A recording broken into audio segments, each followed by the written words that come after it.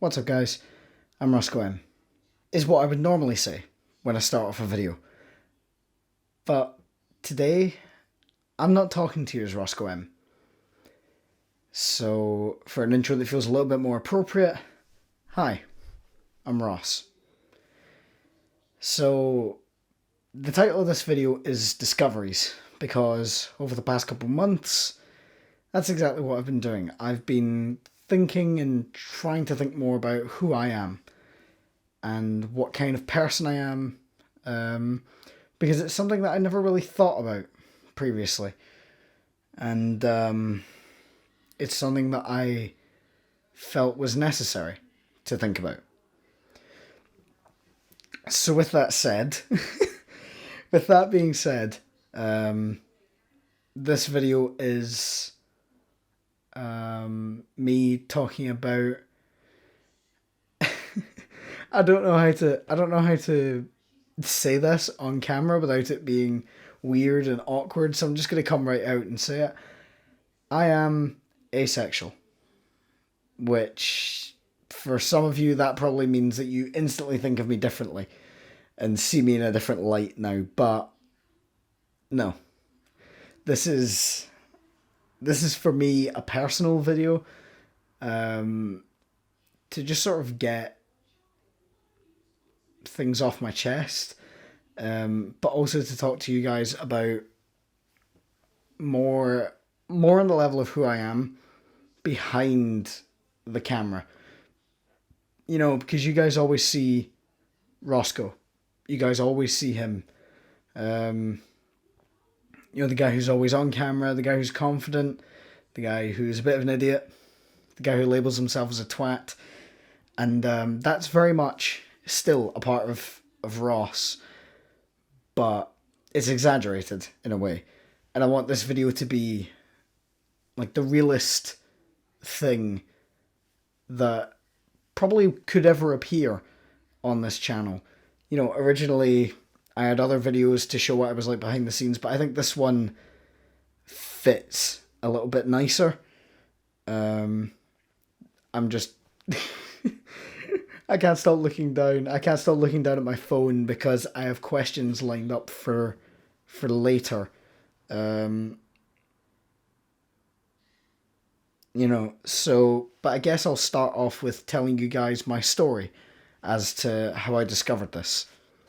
So, as with all, it seems like, you know, YouTube coming out stories, it all started in my early teens when, you know, because those are kind of the ages where you first, like, schools teach you about sex and stuff like that. And, you know, at the time, you know, it was just one of those things that you knew you would do when you were older. You know, you knew when you were older that, you know, people had sex and things like that. But, you know, as I got to where I am now at 18, as I got there, sex started to become this thing that scared me a little.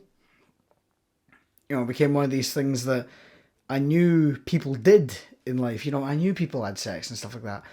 But the idea of having sex became less and less appealing as I got older. And eventually it came to be something that slightly disgusted me, as well. You know, it was something that I couldn't envision myself doing. And if I did try to envision it, I would feel disgusted at the fact that that'd be me in that. I just, something about it just hit me the wrong way. So a couple months ago is where this comes to now. I watched a video by Shelby Grace, otherwise known as Shubble, because I was watching through a bunch of old Sky Does Minecraft videos, you know, get that good nostalgia kick. And there was a few of them with Shelby in it. And, you know, after a while I decided, you know what, I'm going to go see Shelby's channel and stuff like that. And I seen her video talking about answering common questions about asexuality. And it sort of struck a chord with me. I started realizing, wait, I feel that way. That's how, like, she was answering some of the questions. I'm like, that's how I feel. This isn't just me being weird and, like, overthinking it. No. And and as it turns out, after watching that video through a couple times and talking to friends later that night, I sort of discovered that I was asexual.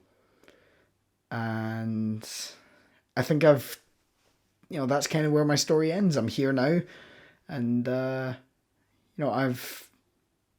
told family and things like that. I guess I should talk about that. So the next day, I told my mum, or it was later that night or something. I can't remember. Very soon after I discovered it, I told my mum, because I trust her with things like this.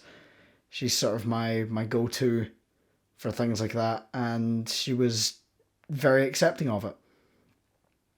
She was very nice about the whole thing. Asked a couple of questions about what it was, and stuff like that. But overall, didn't really affect her in any way.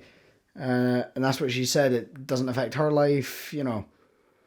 It's she was happy that I told her, but overall didn't change a thing, which is really nice to hear after hearing some stories about people coming out to their parents and being rejected. So, not that I thought my parents would reject me. I never thought that, but there was that part of my brain that was still a little bit scared of what would happen. And then the next day, I told my grandma and my stepdad, and they were both equally as accepting as my mum. And there was one that I was a bit worried about, and I was worried about my dad, because at times he can be a little bit weird about these things and not really understand it and not get it and stuff like that. And I was very worried to tell him because of that fact. And he ended up being okay with it, which was probably the most comforting thing to hear at that time, was that my dad was perfectly fine with it and didn't really care.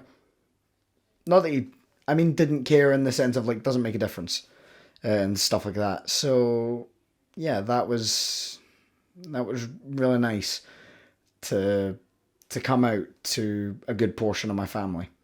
There's a few of them that I've still yet to tell, but that will all come in due time.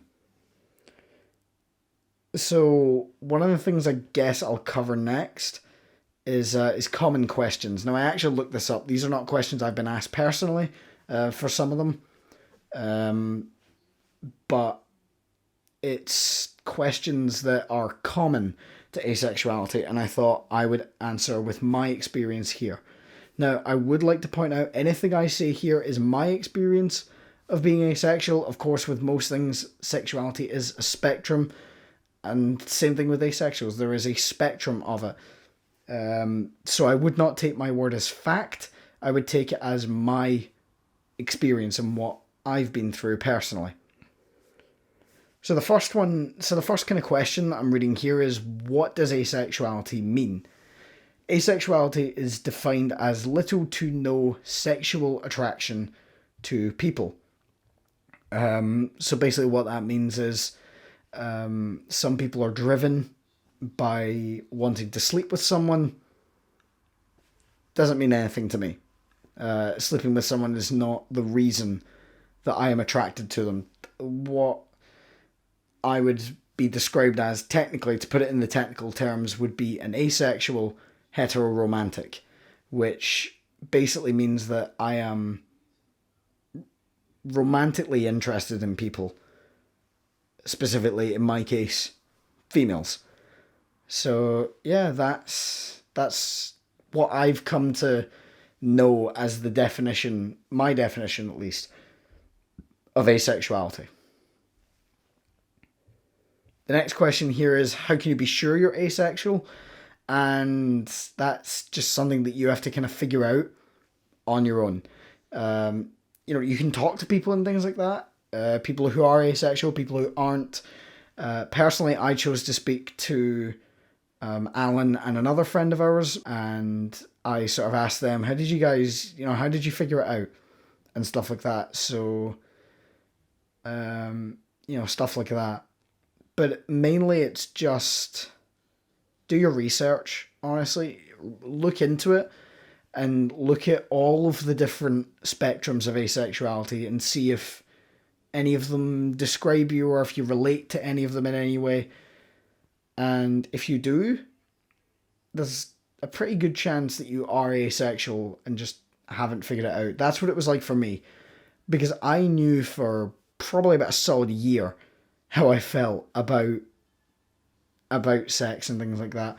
But I never pinned it as a sexuality. I thought I was just being weird or odd and different. So yeah, I would definitely say it's just something that you feel. The next question here is how can you live without sex? And for me personally, it's not that I'll never have sex. It's probably just a case of if I want to try it and feel comfortable with the person I'm with to try it at all. But personally, also, sex is just not something that really appeals to me. As much as it's weird for people to hear, it's not something that I'm particularly interested in. I would rather do all the soppy romantic bollocks, that people tend to put as, basically I would just rather do all the cute couple things rather than do the deed, as people say. This is really weird to talk about on camera, by the way, because I've never spoke about it on camera before, but I think this will help, at least. Next question is, do asexual people experience arousal and do they masturbate? Yes. Asexual people, at least in my area, like wherever on the spectrum I fit, yes, you do still experience arousal and you do masturbate. Because I think that's a natural part of life. Let's be honest, people do it. People masturbate. That's something that happens. I don't think we should necessarily be ashamed of it. As if it's something that, oh, we should never talk about it and things like that. Because that just makes it more taboo than it already is. Masturbation's already a topic that people don't really like to talk about. But, hey, why not? So, in terms of my area on the spectrum, yes, you do still get arousal. And the last question that I can see here is, what makes a relationship different from a friendship if you're asexual? I think it's the fact that you wouldn't take your friend on a date. You wouldn't date it's essentially what makes a relationship different is the more intimate connection with another person in a romantic sense. It's not about sexual attraction. It's about getting to know someone. It's about essentially, that kind of soppy way of putting it. It's about falling in love with a person for something that isn't, a night in bed. So, for example, a one night stand, never going to do it. Never going to do a one night stand. Didn't really want to anyway, but even more so now. It just doesn't appeal to me. Getting with someone only for the sake of using their body is, to me, just dumb. And I don't see the point because there's nothing there. There's no connection. You maybe feel connected in the moment, but afterwards there's nothing. So I guess it's that. Like I said, that's what makes a relationship different, is the intimate connection that you feel with another person. And, essentially all the couple stuff that people do. That's always what appeals to me personally.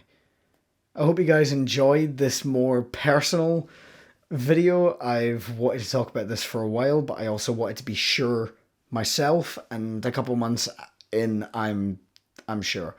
So I wanted to wait before releasing this on YouTube, but I feel ready now to talk about it, and I hope you guys have enjoyed hearing about my experience of being asexual. And that's really weird to say on camera because I've never spoke about sexuality ever. So, and I'm sure there's going to be people on this video that that will look at me differently, that will view me in a different light, and maybe unsubscribe, maybe leave a comment saying that I'm an idiot. Maybe not. I'm waiting to find out.